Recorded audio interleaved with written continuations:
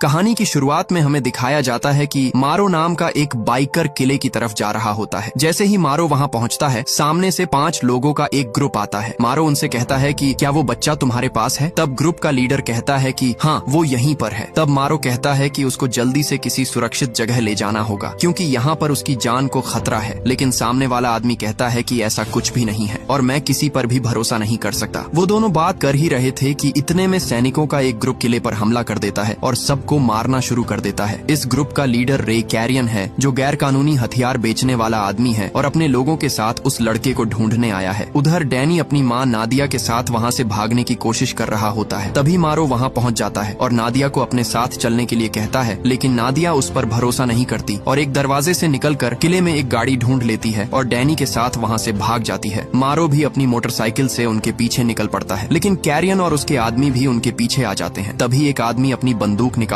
है और मारो की मोटरसाइकिल पर गोली चला देता है। इसके कारण मारो का कंट्रोल बिगड़ जाता है और वो सड़क से नीचे खाई में गिर जाता है। लेकिन गिरने से पहले वह कार के पहियों पर गोली मार देता है, जिससे कैरियन की गाड़ी पलट जाती है। इस एक्सीडेंट के बाद भी मारो बच जाता है क्योंकि वो गिरते समय एक झाड़ी में अटक गया था। नादिया और उसका बेटा डैनी भी वहाँ से बचकर निकल जाते हैं। सीन कट होता है और हमें मारो को दिखाया जाता है। मारो अब एक घर में जाता है, लेकिन जैसे ही मारो अंदर जाता है, उसको एक आदमी पकड़ लेता है जिसका नाम जॉनी होता है और वो एक घोस्ट राइडर है। लेकिन इसने पिछले 8 सालों से अपनी सुपर पावर्स का इस्तेमाल नहीं किया था। मारो उसके पास जाता है और कहता है कि मुझे तुम्हारी मदद चाहिए। फिर वो अपनी जेब से डैनी की फोटो निकालता है और जॉनी को दिखाते हुए कहता है कि तुम्हें इसकी जान बचानी होगी और इसके बदले में जो तुम मांगोगे मैं तुमको वो सब दे दूंगा। लेकिन जॉनी कहता है कि मुझे किसी भी चीज की जरूरत नहीं है। तब मारो बताता है कि मुझे पता है तुम इस घर से आजाद होना चाहते हो, तुम बस आज रात के लिए घोस्ट राइडर बन जाओ और इस बच्चे की जान बचा लो, फिर देखना तुम इस घर से भी आजाद हो जाओगे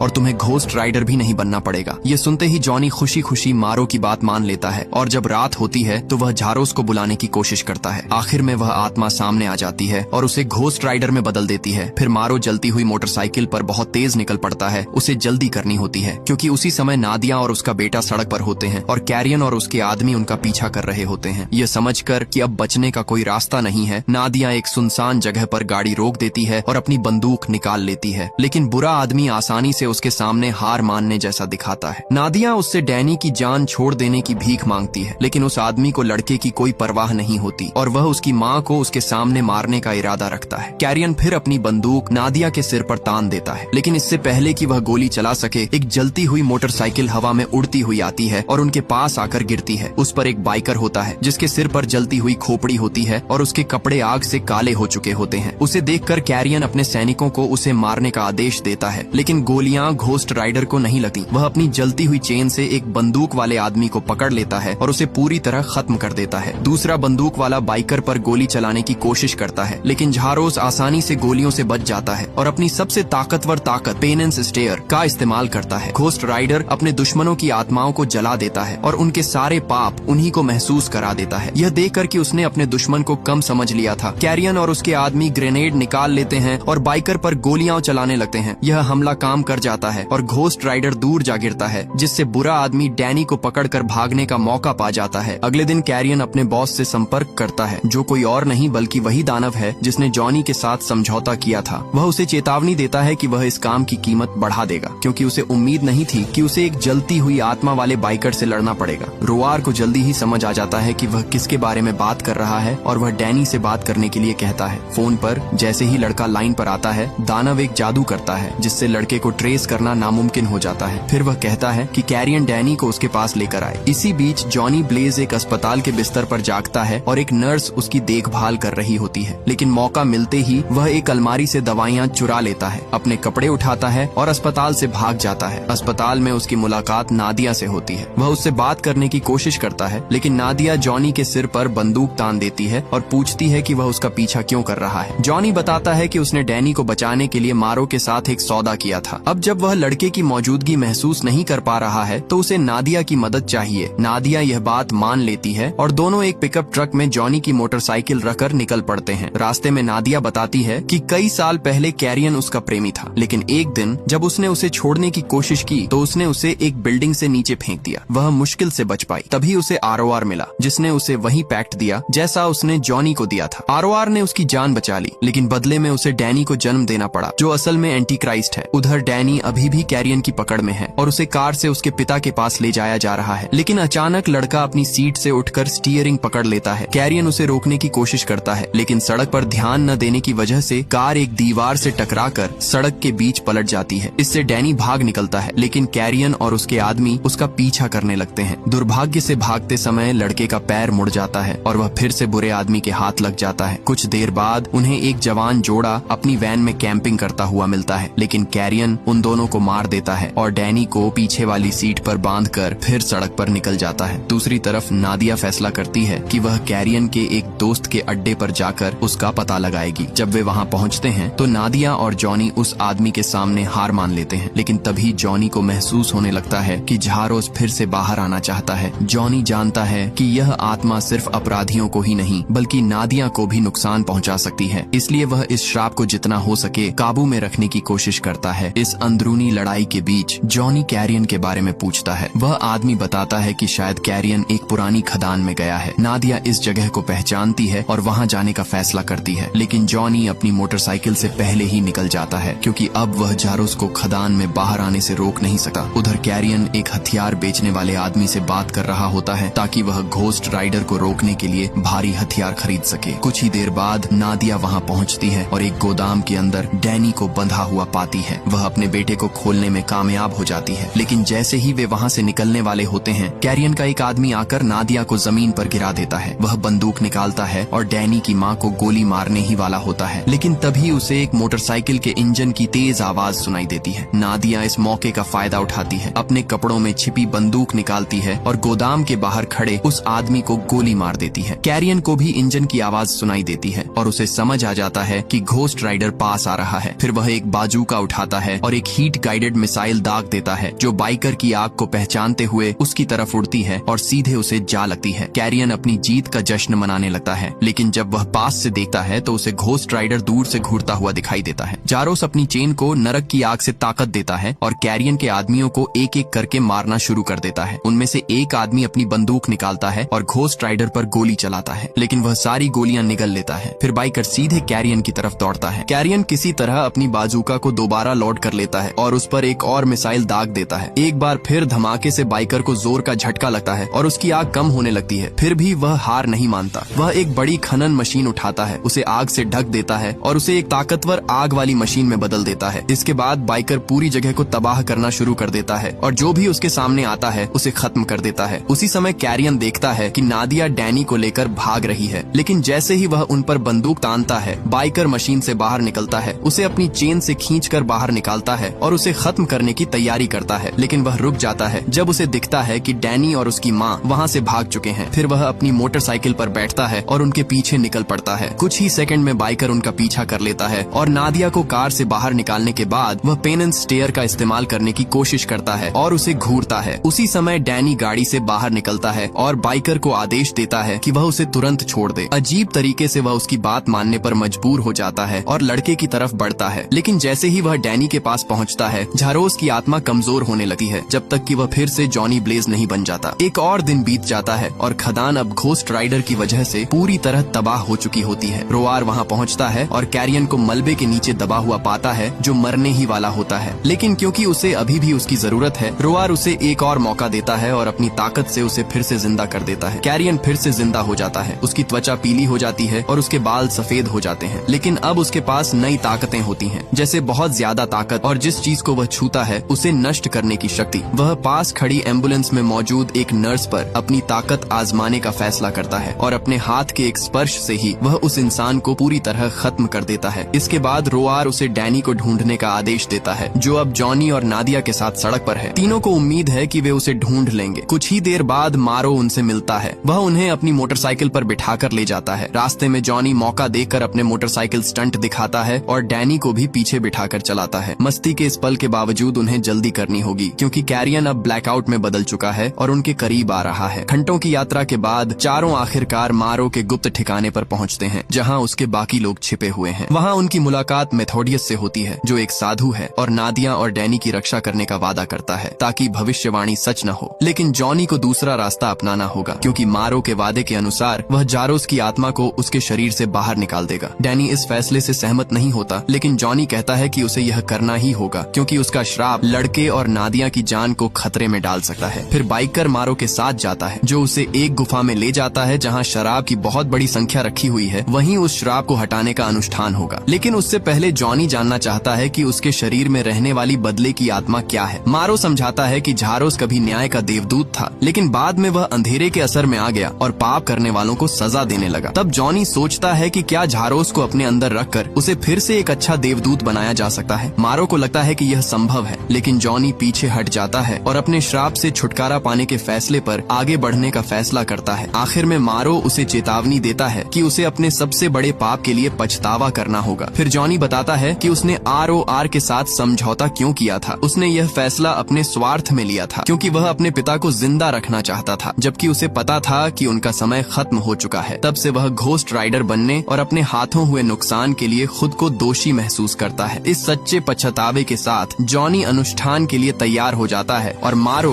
उसे मसीह के शरीर और रक्त के प्रतीक के रूप में रोटी और शराब देता है। फिर मारो उसे गुफा के बीच बने एक रास्ते पर ले जाता है जिसे केवल जॉनी ही पार कर सकता है। इसे पार करने के बाद बाइकर खुद को एक कमरे के बीच में पाता है जहाँ कई दरवाजे बने हुए हैं। सूरज की रोशनी से भरी यह जगह जॉनी को प्रभावित करने लगती है और उसे महसूस होता है कि झारोस की आत्मा उसके शरीर में बने रहने के लिए संघर्ष कर रही है और जॉनी बेहोश होकर जमीन पर गिर जाता है। घंटों बाद जब वह जागता है तो वह इस अनुष्ठान से बच चुका होता है और जब उसे महसूस होता है कि वह आखिरकार अपने श्राप से मुक्त हो गया है तो वह गुफा से बाहर भागता है ताकि मारो को यह खबर दे सके। लेकिन उसे मारो कहीं नहीं मिलता। इसके बजाय जॉनी को नादिया की चीखें सुनाई देती हैं और वह तुरंत उसकी तरफ दौड़ता है। लेकिन जल्द ही उसे पता चलता है कि उस युवती को भिक्षु मारो और डैनी के साथ ले जाया जा रहा है। जॉनी उन्हें रोकने की कोशिश करता है, लेकिन अब घोस्ट राइडर की ताकत के बिना वह आसानी से हार जाता है। मेथोडियस और बाकी भिक्षु बताते हैं कि वे डैनी को खत्म करना चाहते हैं ताकि भविष्यवाणी सच न हो सके। मारो अपने पुराने साथियों को समझाने की कोशिश करता है, लेकिन वे उसकी बात नहीं सुनते। तीनों को कैद कर लिया जाता है। फिर मेथोडियस डैनी को उसकी छिपने की जगह से बाहर लाता है और बाकी भिक्षुओं के बीच उसे खत्म करने की तैयारी करता है। जब लड़का हार मान लेता है तो मेथोडियस एक तेज तलवार निकालता है और डैनी पर वार करने ही वाला होता है, लेकिन तभी ब्लैकआउट वहां आ जाता है। अपनी नई ताकतों के साथ वह एक एक करके भिक्षुओं को मारना शुरू कर देता है। मेथोडियस अपना बचाव करने की कोशिश करता है, लेकिन बुरा आदमी उसकी तलवार तोड़ देता है और जब भिक्षु उस पर हमला करने की कोशिश करता है तो उसका हाथ उसे छूते ही खत्म हो जाता है। फिर कैरियन अपनी उंगलियां मेथोडियस की आंख में डाल देता है और उसकी खोपड़ी तोड़कर उसे खत्म कर देता है। सभी भिक्षुओं के मरने के बाद कैरियन डैनी को उठाता है और उसे रोआर के पास ले जाने के लिए निकल पड़ता है। कुछ समय बाद जॉनी, मारो और नादिया खुद को आजाद करने में कामयाब हो जाते हैं, लेकिन डैनी का कहीं कोई पता नहीं चलता। जल्द ही उन्हें शक होता है कि लड़के को रोआर ने पकड़ लिया है। जॉनी पूछता है कि वह दानव डैनी में इतनी दिलचस्पी क्यों ले रहा है। मारो बताता है कि रोआर डैनी के शरीर का इस्तेमाल अपनी आत्मा को उसके अंदर डालने के लिए करेगा। ये सुनकर जॉनी डैनी को बचाने का फैसला करता है, भले ही अब उसके पास झारोस की आत्मा नहीं है। मारो को पता होता है कि यह अनुष्ठान कहाँ होगा और तीनों वहाँ जाने का फैसला करते हैं, लेकिन उससे पहले वे भिक्षुओं के हथियारों के कमरे से हथियार ले लेते हैं। उधर कैरियन आखिरकार डैनी को रोआर के पास ले आता है और वहाँ रोआर बताता है कि वह लड़के का पिता है। नादिया के साथ किए गए अपने समझौते के बाद वह यह भी बताता है कि वह अपनी आत्मा को डैनी के शरीर में डालने वाला है, क्योंकि उसका अब भी वाला शरीर उसकी बहुत ज्यादा ताकत को संभाल नहीं पा रहा है और धीरे धीरे खत्म हो रहा है। फिर अपने नए आधे इंसान और आधे दानव शरीर के साथ वह इतना ताकतवर हो जाएगा कि इस दुनिया पर राज कर सके। लड़का इस किस्मत को मानने से इनकार कर देता है, लेकिन रोआर उसे एक इंजेक्शन लगा देता है जिससे डैनी बेहोश हो जाता है। इसके बाद वह उसे एक बड़े अखाड़े में ले जाता है जहां अनुष्ठान शुरू होना है। जैसे ही शाम होती है जॉनी और मारो वहां पहुंच जाते हैं और नादिया, जो पहले से ही हथियार लेकर आई है, सुरक्षा गार्डों को मारना शुरू कर देती है। जैसे ही रास्ता साफ हो जाता है मारो बाकी गार्डों से लड़ने का फैसला करता है, जबकि जॉनी चुपके से अखाड़े के अंदर घुस जाता है ताकि डैनी को बचा सके।